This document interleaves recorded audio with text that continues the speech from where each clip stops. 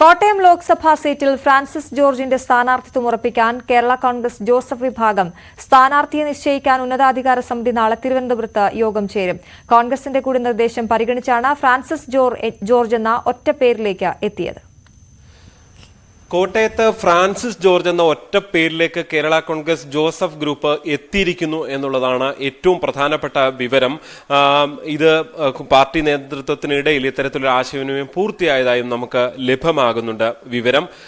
എന്തായാലും ഫ്രാൻസിസ് ജോർജിലേക്ക് എത്തുന്നതിന് പല കാരണങ്ങളുണ്ട്. അതിൽ ഏറ്റവും പ്രധാനപ്പെട്ട കാരണം കഴിഞ്ഞ തവണ UDF നിന്നും മത്സരിച്ച് വിജയിച്ച തോമസ് ചാഴിക്കാടനായിരിക്കും ഇത്തവണ LDF വീണ്ടും സ്ഥാനാർത്ഥിയാകുക. അതേ തോമസ് ചാഴിക്കാടനെ തോൽപ്പിക്കുക എന്നുള്ളത് തങ്ങളുടെ കൂടി ആവശ്യമാണെന്ന് കോൺഗ്രസ് കരുതുന്നുണ്ട്. അതുകൊണ്ട് തന്നെ ഇത്തവണ ഈ സീറ്റ് നഷ്ടപ്പെടുക എന്നത് ചിന്തിക്കാൻ തന്നെ കഴിയില്ല.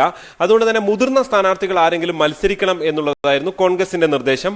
അവിടെ PJ ജോസഫിനോടും മോൻസ് ജോസഫിനോടും മത്സരിക്കുന്നുണ്ടോ എന്ന് കോൺഗ്രസ് ചോദിച്ചിരുന്നു. ഇരുവരും മത്സരിക്കില്ല എന്ന് അറിയിക്കുകയായിരുന്നു. ഇതിനെ തുടർന്നാണ് തൊട്ടടുത്ത പേരുകാരനായി ഫ്രാൻസിസ് ജോർജിന്റെ പേരിലേക്ക് കോൺഗ്രസ് ഒരു നിർദ്ദേശം വെക്കുകയും ചെയ്യുന്നത്.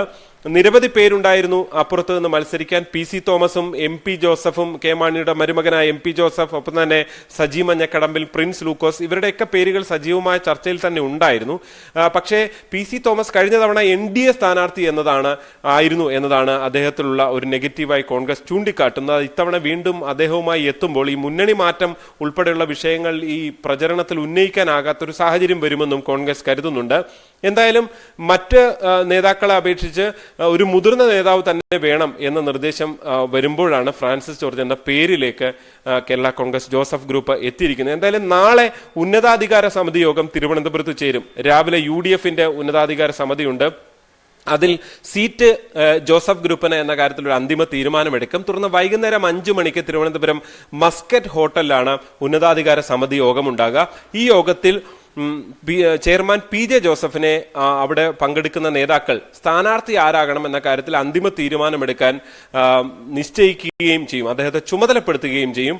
ഇക്കാര്യം കോട്ടയം ജില്ലാ അധ്യക്ഷൻ സജി മഞ്ഞക്കടമ്പിൽ അടക്കമുള്ളവർ ന്യൂസ് 18നോട് സ്ഥിരീകരിക്കുകയും ചെയ്തു.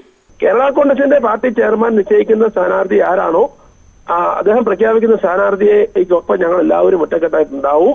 ആ സ്ഥാനാർത്ഥി വിജയിക്കുകയും ചെയ്യും. എന്തായാലും ഫ്രാൻസിസ് ജോർജിലേക്ക് എത്തുമ്പോൾ നാളെ ഇങ്ങനൊരു ചർച്ച നടക്കുന്നു, PJ ജോസഫിനെ ചുമതലപ്പെടുത്തുന്നു. ഒരുപക്ഷെ മറ്റന്നാൾ തന്നെ പ്രഖ്യാപനം ഉണ്ടാകാനുള്ള സാധ്യതയുണ്ട്, അല്ലെങ്കിൽ ഏറ്റവും അടുത്ത ദിവസങ്ങളിൽ തന്നെ പ്രഖ്യാപനം ഉണ്ടാകും എന്നുള്ളതാണ് നമുക്ക് ലഭ്യമാകുന്ന സൂചനകൾ. അതായത് ഈ നേതാക്കളെല്ലാം, താല്പര്യം അറിയിച്ച നേതാക്കളെല്ലാം അനുനയിപ്പിക്കണം. അത് നാളെ തന്നെ ഉണ്ടാകുമെന്നാണ് മനസ്സിലാക്കാൻ സാധിക്കുന്നത്. കോൺഗ്രസിന്റെ നിർദ്ദേശവും അവർക്ക് ചൂണ്ടിക്കാട്ടേണ്ടതുണ്ട്. കോൺഗ്രസിന്റെ നിർദ്ദേശം സാധാരണഗതിയിൽ കോൺഗ്രസ് അങ്ങനെ നിർദ്ദേശിക്കുന്നതല്ല. പക്ഷേ ഇത്തവണത്തെ പ്രത്യേക സാഹചര്യം കേരള കോൺഗ്രസ് എമ്മിനെ, അതായത് ഇടതുമുന്നണിയിൽ എത്തി നിൽക്കുന്ന കേരള കോൺഗ്രസ് എമ്മിനെ വെല്ലുവിളിച്ച് തോൽപ്പിക്കുക എന്നുള്ളത് കോട്ടയത്ത് അത് കോൺഗ്രസിന്റെയും UDF ശക്തമായ കോട്ടയാണ് ഈ കോട്ടയം എന്ന് ചൂണ്ടിക്കാണിക്കാൻ ആ വിജയം അനിവാര്യമാണെന്ന് ഉള്ളതാണ് കോൺഗ്രസിന് മുന്നിലും ജോസഫ് ഗ്രൂപ്പിന് മുന്നിലുമുള്ള ഒരു പ്രധാനപ്പെട്ട വെല്ലുവിളിയായിട്ടുള്ളത്. എന്തായാലും അതൊക്കെ നിൽക്കെയാണ് ഒരുപക്ഷെ നാളെ തന്നെ ഇങ്ങനൊരു തീരുമാനത്തിലേക്ക് എത്താൻ പോകുന്നത്. മറ്റന്നാൾ തന്നെ പ്രഖ്യാപനം ഉണ്ടാകും എന്ന് പ്രതീക്ഷിക്കേണ്ടി വരും. G. ശ്രീജിത്ത്, ന്യൂസ് 18 കോട്ടയം.